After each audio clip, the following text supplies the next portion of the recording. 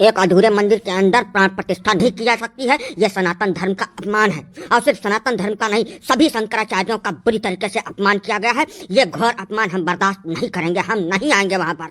हे सनातन धर्म शिरोमणि, यह शंकराचार्यों की जो पद्धति है, जो प्रथा है, ये आज से नहीं हजारों वर्ष पूर्व से चलती चली आ रही है। पहली बात तो ये मंदिर का गर्भगृह जहाँ भगवान राम की प्राण प्रतिष्ठा की जानी है वो पूर्ण रूपेण से तैयार हो चुका है। मंदिर का ध्वज भी तैयार हो चुका है, इसलिए उसको अधूरा मत कहिए बार बार। दूसरी बात ये कि ये शंकराचार्य लोगों की जो पद्धति है ये आज की नहीं हजारों वर्ष पुरानी है। जब मंदिर को तोड़ा गया तब भी आप मौजूद थे, तोड़ने के बाद वहाँ मस्जिद बनी तब भी आप मौजूद थे, और उसके बाद से कितनी सरकारें आईं और चली गईं, आप लोग इस देश में उपस्थित थे। कभी भी आपने अपनी शक्तियों का, अपने सामर्थ्य का ना तो उपयोग किया इस मंदिर को बनाने के लिए और ना ही कोई प्रयास आपका जमीन धरातल पर दिखाई दिया।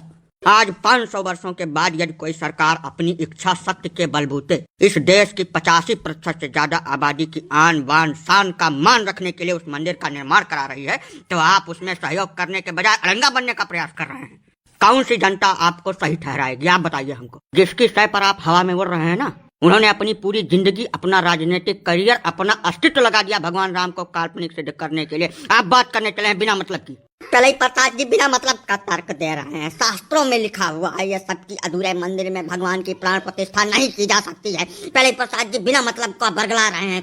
शंकराचार्यों का अपमान हो रहा है इस देश में, पूरे हिंदू धर्म का अपमान हो रहा है, ये गलत हो रहा है जनता के साथ में। सब कसूर बहुचट मारा में झापड़ वहीं आगे से गीला पीछे से पीला हो जाए, जौन कुछ बचा खुचा दिमाग है वो सत्यानाश हो जाए। बड़े भारी ठेकेदार बना घूम रहा है तुम हिंदू धर्म के, साले पता कहा तुम करे घन चक्कर कहीं का। आज इनको हिंदू धर्म याद आ रहा है ससुरे, न जात का पता, न बाप का पता, न कौन खानदान का पता, नौटंकी पहलने चले आए हैं यहाँ। अभी तो गलत है ना पूरी तरीके से, किसी को बोलने भी नहीं दिया जा रहा है। लोकसभा चुनाव के पहले आप मंदिर का उद्घाटन करके जनता से वोट लेना चाहते हैं बस। बोला बोला।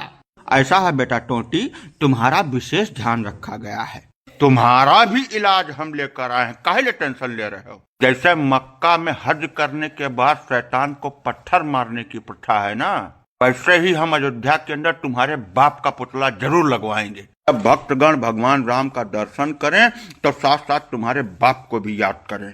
आने वाली पीढ़ियां इस चीज को कभी ना भूले, हमेशा याद रखें कि यही वह व्यक्ति था जिसने हजारों कार सेवकों को, निर्दोष जनता को इसी राम मंदिर के निर्माण को रोकने के लिए गोलियों से भुनवा दिया था। और हाँ, जिसको ऐसा लगता है कि भगवान राम के मंदिर का निर्माण वोट बैंक की राजनीति है, वो वोट पाने के लिए कर रही है सरकार, उनको हम चुनौती दे रहे हैं, आमंत्रित कर रहे हैं कि तुम जाओ मथुरा में भगवान श्री कृष्ण का ऐसे ही दिव्य मंदिर बनवा दो, हम तुम्हें वोट देंगे। सबसे पहला मतदान तलई प्रसाद प्रजापति अयोध्या वाले करेंगे, जाइए। आखिर में मात्र एक बात और कहना चाह रहे हैं। हे शंकराचार्य महोदय, आप सनातन धर्म के सर्वोच्च आचार्य हैं, आपकी एक गरिमा है, सम्मान है। उस गरिमा और सम्मान को ध्यान में रखते हुए इस अभूतपूर्व अलौकिक उत्सव में भगवान राम की प्राण प्रतिष्ठा में सम्मिलित हो जाइए और इस ऐतिहासिक कार्यक्रम का हिस्सा बनिए, इसका गवाह बनिए। इसमें अड़ंगा बन के स्वयं का अपमान मत करवाइए।